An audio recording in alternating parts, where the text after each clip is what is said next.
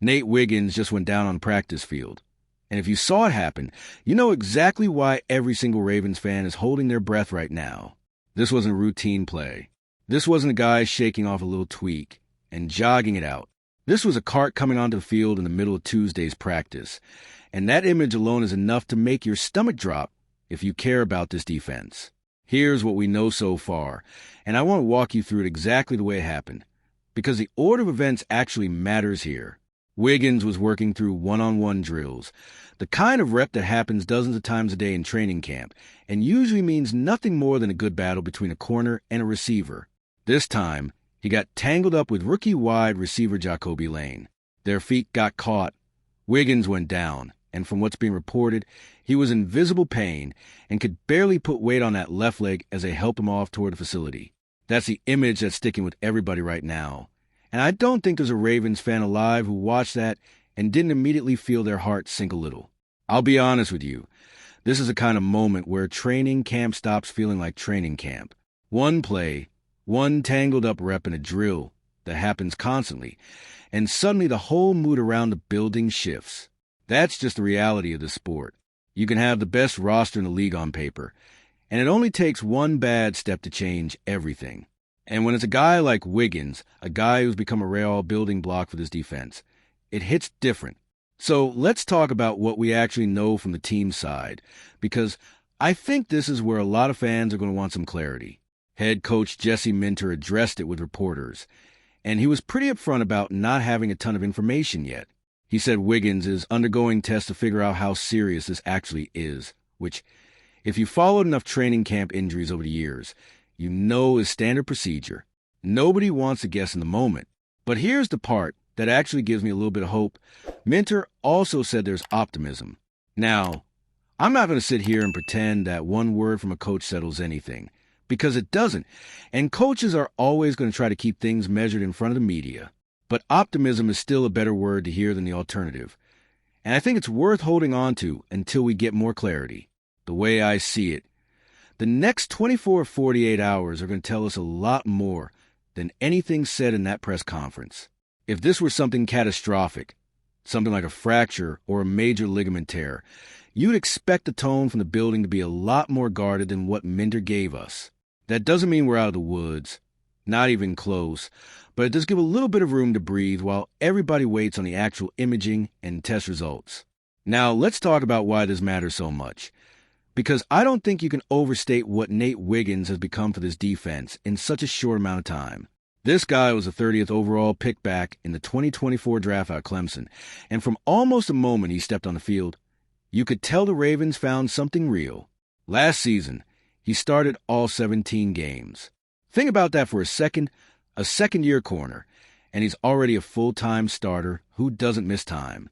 He racked up 76 tackles and 3 interceptions in that stretch. And for a young corner, that kind of production and that kind of reliability is exactly what you want to see out of a first-round investment. And it's not just last season either. Across his career so far, he's up to 109 tackles for interceptions, including one he took all the way back for a touchdown and a forced fumble, all in just 32 career games, with 23 of those as a starter. That's a resume that most corners take 3 or 4 years to build, and Wiggins has basically done it in 2 seasons. This is a guy who's already trusted on the boundary, already trusted in critical situations, and honestly, already looked at as one of the pieces the secondary is built around going forward. That's why this injury news hits harder than it might for a rotational depth piece. If this were a backup corner who was fighting for a roster spot, sure, you'd still hate to see anyone go down, but the ripple effect on the season would be minimal. With Wiggins, the ripple effect is real. This defense, especially under a new coordinator trying to establish an identity in his first training camp running the show, needs continuity at cornerback. Wiggins is a guy who was penciled in as a starter, a guy the coaching staff has clearly built game plans around, and losing him for any real stretch of time changes the calculus of the entire secondary. Here's something else I think is worth pointing out, and it's the part of this whole situation that I keep coming back to. Training camp injuries like this one are always a little cruel because of when they happen. This isn't week 10 of the regular season, where a player's already built a full year of chemistry with the defense around him. This is the exact window where corners are locking in their technique, building trust with the safeties behind them, and getting reps against different receiver types before the games start counting. Every practice rep missed here is a rep that can't just be made up later. So even in a best-case scenario where this turns out to be more of a scare than a serious injury, there's still a cost to it just from lost practice time heading into the season. I don't want to get ahead of the actual medical news, because nobody outside that training room actually knows the full extent of this yet. And I'm not going to sit here and speculate wildly about ligaments or fractures when the team itself said they're still running tests. But I do think it's fair to talk through what the range of outcomes looks like, just so we're all mentally prepared for whatever comes next. If this is a leg contusion or a soft tissue issue, something that keeps him out for a handful of practices, or maybe even a preseason game or two, that's a scare, but it's manageable. The Ravens have time before the regular season actually starts, and a short absence wouldn't be the end of the world. If this turns into something more serious, something that costs him real time into the season, that's where the concern escalates, both for this year and for how it impacts a young player who's been building serious momentum in his development. And that's really the piece I keep thinking about. Wiggins wasn't just holding a roster spot. He was trending upward. Every young corner has a moment where you start to see the game slow down for them, where instincts take over and the physical tools start translating into consistent production. And by all accounts, Wiggins was right in the middle of that jump. An injury at this stage doesn't just cost him time on the field. It can interrupt that development window, and that's something Ravens fans should genuinely be paying attention to, not just for this season, but for where this defense is trying to go over the next few years. I also think it's worth giving a little bit of grace to Jacoby Lane here, because I've already seen some chatter starting to point fingers at the rookie receiver for the Tangle. From everything described, this sounds like exactly what it looks like most of the time in these situations. Two guys competing hard in a one-on-one rep, feet getting crossed up in a split second, nobody doing anything dirty or reckless. That's just football.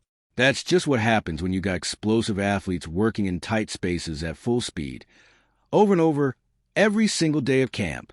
It's nobody's fault. It's just one of those unfortunate moments that comes with the territory. Now, stepping back a little bit, I think this also says something about depth at the cornerback position, and it's something the front office is going to have to keep an eye on regardless of how the specific injury shakes out. Every team wants their CB1 to stay healthy all year, but you build a roster knowing that's not always going to happen. If Wiggins does end up missing any real time, the next few practices are going to tell us a lot about who's ready to step up and fill that role, whether that's added competition in the room or guys who are already fighting for depth spots suddenly getting a real opportunity to prove themselves in front of the coaching staff.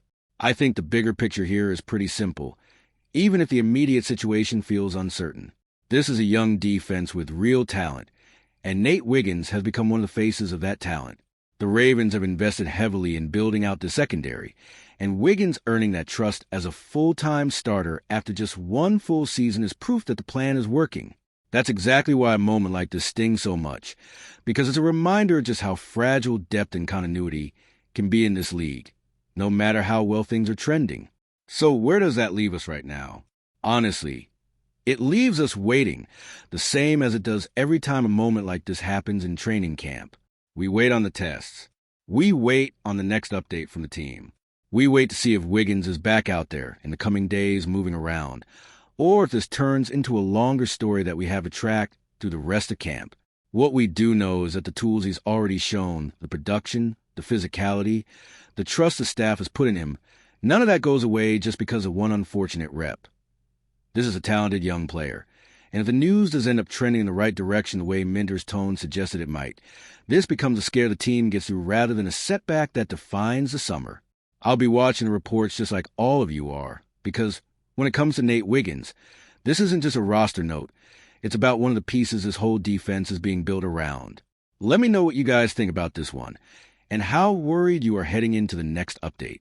And if you're a true Ravens fan and love keeping up with everything happening around the team, don't leave this video without sharing it with a friend who's just as passionate.